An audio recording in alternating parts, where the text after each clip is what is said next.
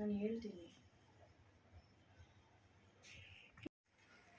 Hi friends, welcome back to my channel. ನಂದು P K Kannada blogs. ಎಲ್ಲರೂ ಹೇಗಿದ್ದೀರಾ? ಎಲ್ಲರೂ ಚೆನ್ನಾಗಿದ್ದೀರಾ ಅಂತ ಭಾವಿಸ್ತೀನಿ. ನಾನು ಕೂಡ ತುಂಬಾ ಚೆನ್ನಾಗಿದ್ದೀನಿ ಅಂತ ಹೇಳ್ತಾ ಇವತ್ತು ಒಂದು ರೆಸಿಪಿ ತೋರಿಸ್ತಾ ಇದ್ದೀನಿ. ನಾರ್ಮಲಾಗಿ ಚಿಕನ್ ಗ್ರೇವಿ ಮಾಡೋದು. ಆದರೆ ನಾನು ಅದು ಹೇಗೆ ಮಾಡೋದು ಅಂತ ಅಂದರೆ ಎಲ್ಲರೂ ಮಾಡೋ ಥರನೇ ಮಾಡೋದು.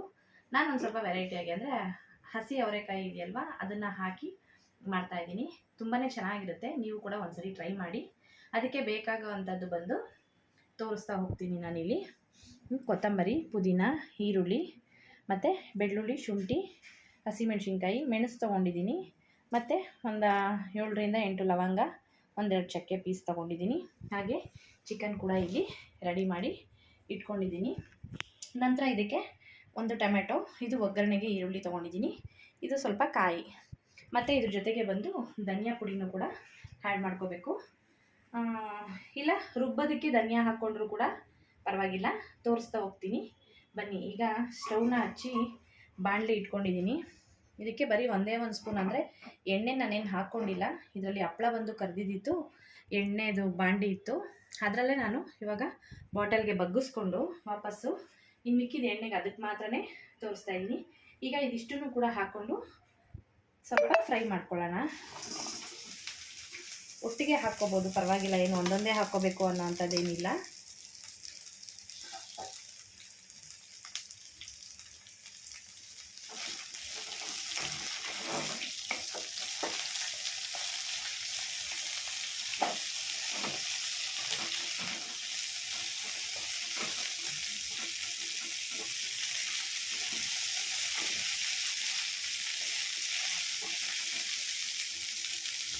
ಹಾಗೆ ಇದಕ್ಕೆ ನಾನು ಧನಿಯಾ ಪುಡಿನೂ ಕೂಡ, ಧನಿಯಾ ಪುಡಿ ಖಾಲಿಯಾಗಿದೆ, ನಾನು ಕೂಡ ನೋಡ್ಕೊಳ್ಳಿಲ್ಲ. ಹಾಗಾಗಿ ಒಂಚೂರು ಧನಿಯಾನ ಇಟ್ಟು ಅದನ್ನೇ ಹುರ್ಕೋತಾ ಇದ್ದೀನಿ. ಮತ್ತು ಸ್ವಲ್ಪ ಗ್ರೇವಿ ಬಂದು ಸ್ವಲ್ಪ ಗಟ್ಟಿ ಆಗೋದಕ್ಕೆ ಅಂತ ಅಂದ್ಬಿಟ್ಟು 1-2 ಹುರ್ಗಡ್ಲೆ ಕೂಡ, 1 ಹಿಡಿಯಷ್ಟು ಹುರ್ಗಡ್ಲೆನ ಕೂಡ ಹಾಕ್ಕೊಂಡಿದ್ದೀನಿ ನಾನು.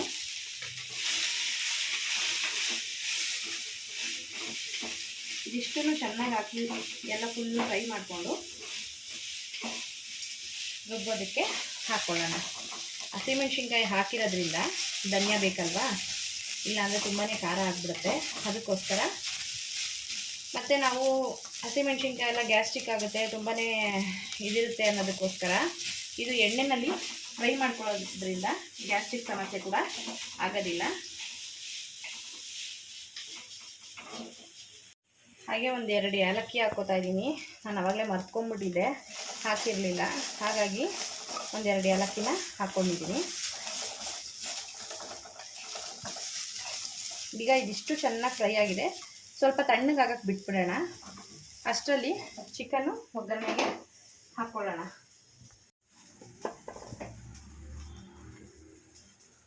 ಮಸಾಲೆ ತಣ್ಣಗಾಗೋ ಅಷ್ಟರಲ್ಲಿ ಒಂದು ಸ್ವಲ್ಪ ಚಿಕನ್ನ ಒಗ್ಗರಣೆಗೆ ಹಾಕ್ಕೊಂಬಿಡೋಣ. ಇಲ್ಲಿ ನಾನೊಂದು 3ರಿಂದ 4 ಸ್ಪೂನಷ್ಟು ಎಣ್ಣೆ ಹಾಕ್ಕೊಂಡಿದ್ದೀನಿ. ಅದಕ್ಕೆ ಈರುಳ್ಳಿನೂ ಮತ್ತು ಕರಿಬೇವು ಹಾಕ್ಕೊಂಡಿದ್ದೀನಿ.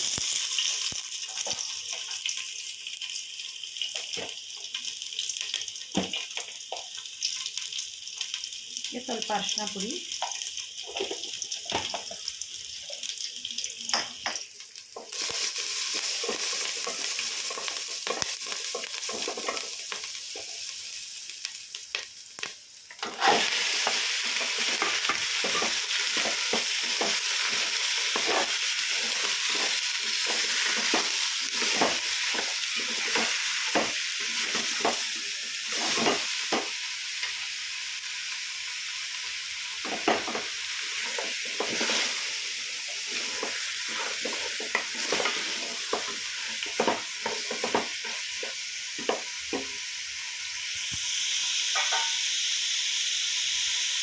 ಹಾಗೆ ಇದು ಒಂದು ಅರ್ಧ, ನಾನು ಬಂದು 1.25 kg ಚಿಕನ್ ತೊಗೊಂಡು ಬಂದಿದ್ದೆ. ಅದರಲ್ಲಿ ಒಂದು 10 ಪೀಸಷ್ಟು ಮಕ್ಕಳಿಗೆ ಕಬಾಬ್ಗೆ ಇಷ್ಟ ಆಗುತ್ತೆ ಅಂತ ಅಂದ್ಬಿಟ್ಟು ಕಬಾಬ್ಗೆ ಇಟ್ಕೊಂಡಿದ್ದೀನಿ. ಇನ್ನು ಮಿಕ್ಕಿದ್ದನ್ನು ಗ್ರೇವಿ ಮಾಡ್ಕೊಳ್ಳೋದಕ್ಕೆ ಅಂತ ಹಾಕ್ಕೊಂಡಿದ್ದೀನಿ. ಈಗ ಮಸಾಲೆ ಎಲ್ಲ ಒಗ್ಗರಣೆಗೆ ಹಾಕ್ಕೊಂಡಿದ್ದೀನಿ. ಇದಿಷ್ಟು ಜೊತೆಗೆ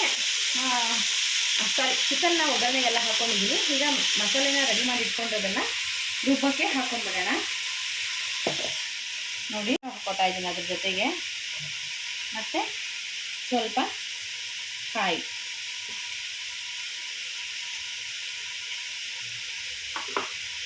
ಹಾಗೆ ಏನು ರೆಡಿ ಮಾಡಿ ಇಟ್ಕೊಂಡಿದ್ದೆ ನಾನು ಅದನ್ನು ಹಾಕ್ಕೋತಾ ಇದ್ದೀನಿ.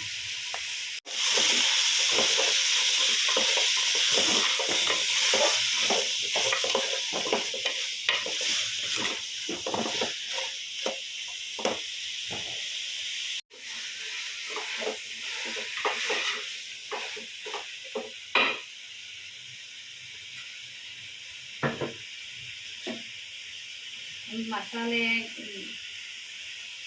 ಈಗ ಚಿಕನ್ಗೆ ಚೂರು ಉಪ್ಪನ್ನ ಹಾಕ್ಕೊಬಿಡೋಣ. ಅದು ಚಿಕನ್ ಚೆನ್ನಾಗಿ ಸಾಫ್ಟು ಆಗುತ್ತೆ ಬೇಗ, ಮತ್ತು ಉಪ್ಪು ಚೆನ್ನಾಗಿ ಹಿಡಿಯುತ್ತೆ. ಅದಕ್ಕೋಸ್ಕರ ಈಗಲೇ ನಾನು ಒಗ್ಗರಣೆಗೆ ಉಪ್ಪನ್ನ ಹಾಕ್ಕೊಂಡಿದ್ದೀನಿ.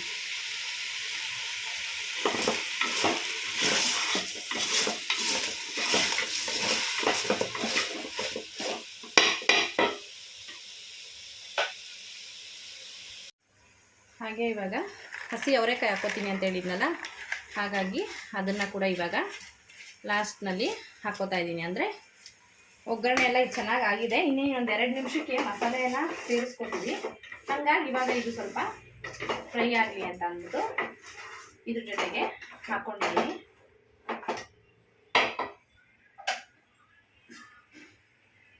ಒಂದು 2 ನಿಮಿಷ ಮುಚ್ಚಿಟ್ಬಿಡೋಣ. ಹಾಗೆ ಮಸಾಲೆನೂ ಕೂಡ ರೆಡಿಯಾಗಿದೆ. ಇದನ್ನು ಮಸಾಲೆ ಎಲ್ಲ ಹಾಕಿ ಸ್ವಲ್ಪ ಹೊತ್ತು ಕುದಿಯಕ್ಕೆ ಬಿಟ್ಟರೆ ಗ್ರೇವಿ ಕೂಡ ರೆಡಿ ಆಗುತ್ತೆ. ನಾನು ತೋರಿಸ್ತೀನಿ ನಿಮಗೆ. ಹಾಗೆ ಇದು ಬಂದು ಪೂರಿ, ಚಪಾತಿ, ದೋಸೆ ಮತ್ತು ರೈಸು, ಮುದ್ದೆ ಎಲ್ಲದಕ್ಕೂ ಕೂಡ ತುಂಬಾ ಗಟ್ಟಿಗೆ ಮಾಡಿಕೊಂಡ್ರೆ ಚಪಾತಿ ಇಂಥವಕ್ಕೆಲ್ಲ ಚೆನ್ನಾಗಿರುತ್ತೆ.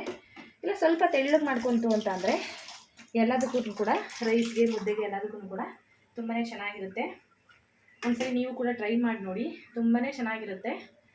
ಹಾಗೆ ನೀವು ಹೇಗೆ ಮಾಡ್ತೀರಾ ಅನ್ನೋದನ್ನು ಕೂಡ ಒಂದ್ಸರಿ ಕಮೆಂಟ್ನಲ್ಲಿ ತಿಳಿಸ್ಕೊಡಿ. ಹಾಗೆ ಯಾರೆಲ್ಲ ನನ್ನ ಚಾನಲ್ನ ನೋಡ್ತಾ ಇದ್ದೀರಾ ಸಬ್ಸ್ಕ್ರೈಬ್ ಮಾಡ್ಕೊಂಡು ಚಾನಲ್ನ ನೋಡಿ. ವಿಡಿಯೋ ಇಷ್ಟ ಆಯಿತು ಅಂದರೆ ಒಂದು ಲೈಕ್ ಮಾಡಿ.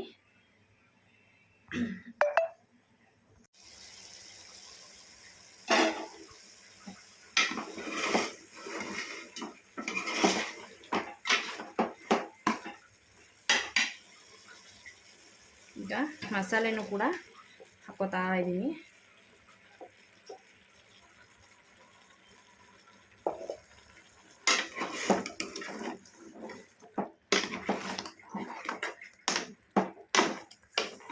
ಅವರೆಕಾಯಿ ಎಲ್ಲ ಹಸ್ರು ಕಾಣ್ತಾ ಇರೋದಕ್ಕೆ ಎಷ್ಟು ಚೆನ್ನಾಗಿ ಕಾಣಿಸ್ತಾ ಇದೆ ಅಲ್ವಾ?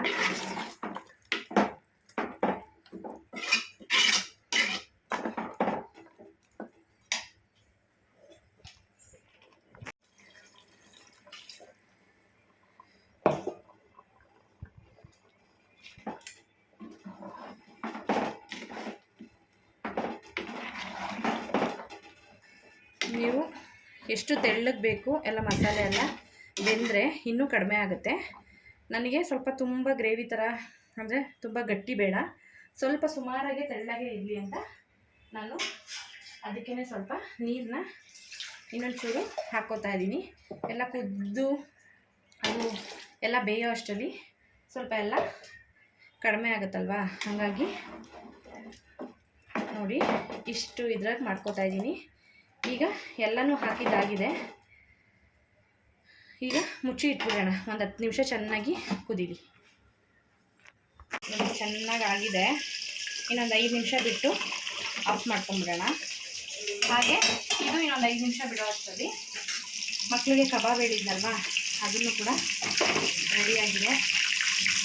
ಈಗ ಆಗಿದ ತಕ್ಷಣ ಮಕ್ಕಳಿಗೆ ಊಟ ಕೊಟ್ಬಿಟ್ಟು ಟೇಸ್ಟ್ ಹೇಗಿದೆ ಅಂತ ಕೇಳೋಣ. ಓಕೆ,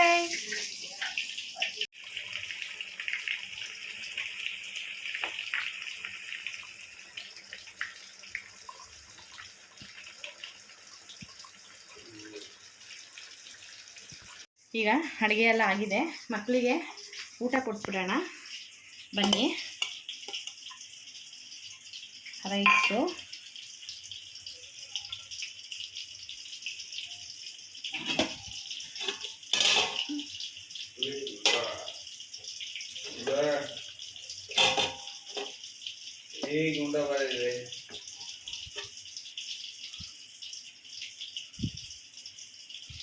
ಒಂದು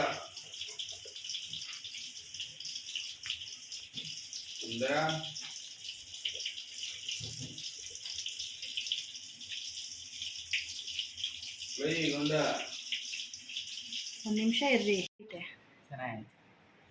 ಟೇಸ್ಟ್ ಚೆನ್ನಾಯ್ತಾ? ಅವರೆಕಾಯಿ ಎಲ್ಲ ಹಾಕಿರೋದು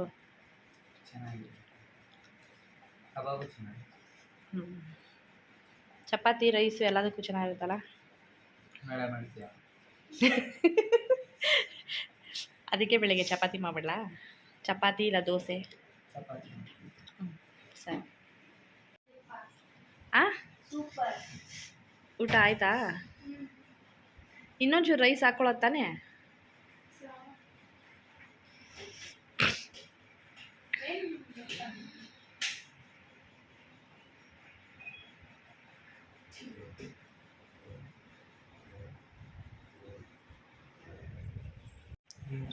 ಹಾಯ್ ಫ್ರೆಂಡ್ಸ್, ಅಡುಗೆ ಎಲ್ಲ ಆಯಿತು.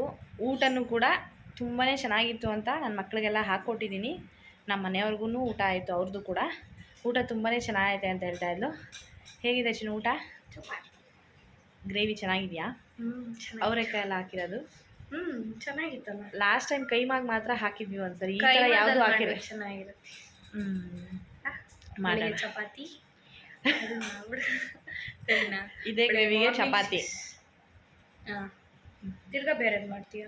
ಇಲ್ಲ ಮತ್ತೆ ಅಲ್ಲ, ಇನ್ನೇನು ಲಂಚ್ ಬಾಕ್ಸ್ ಏನು ಇಲ್ಲಲ್ಲ ನಿಂಗೆ? ಬೆಳಿಗ್ಗೆ ತಿಂತೀನಲ್ಲ, ಬೆಳಿಗ್ಗೆ ತಿಂದ್ಬಿಟ್ಟು ಹೋಗ್ತೀನಿ. ಒಟ್ಟಿನಲ್ಲಿ ನನ್ನ ಮಕ್ಕಳಿಗೆಲ್ಲ ತುಂಬಾ ಇಷ್ಟ ಆಗಿದೆ. ರೈಸು, ಮುದ್ದೆ, ಚಪಾತಿ ಎಲ್ಲದಕ್ಕೂ ಕೂಡ ತುಂಬಾ ಚೆನ್ನಾಗಿರುತ್ತೆ. ನೀವು ಕೂಡ ಒಂದ್ಸರಿ ಟ್ರೈ ಮಾಡಿ. ಹಾಗೆ ಈ ವಿಡಿಯೋ ಇಷ್ಟ ಆಯಿತು ಅಂದರೆ ಒಂದು ಲೈಕ್ ಮಾಡಿ. ಹಾಗೆ ಪೂರಾ ವಿಡಿಯೋನ ನೋಡಿದ್ದಕ್ಕೆ ಎಲ್ಲರಿಗೂ ತುಂಬ ಥ್ಯಾಂಕ್ಸ್ ಅಂತ ಹೇಳ್ತೀನಿ. ಟೇಕ್ ಕೇರ್, ಬಾಯ್.